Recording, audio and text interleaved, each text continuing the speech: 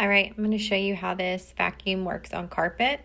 It is extremely lightweight, easy to push. I'm going to show you how much it's actually picking up here in just a minute. But this is a pretty thick carpet. It's not one of those, or rug, I mean. It's not one of those washable ones that are super thin. This is a really thick one.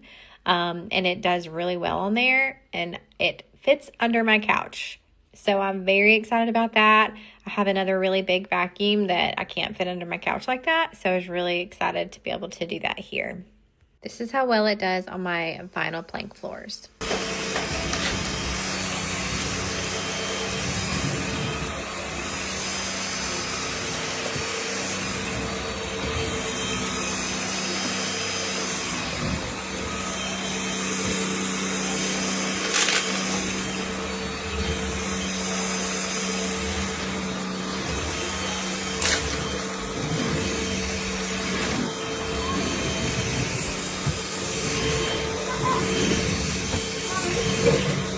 And here is the results. So it's just, don't judge me. I have a lot of animals and we live in the country, so lots of outside dirt and stuff, but it picks up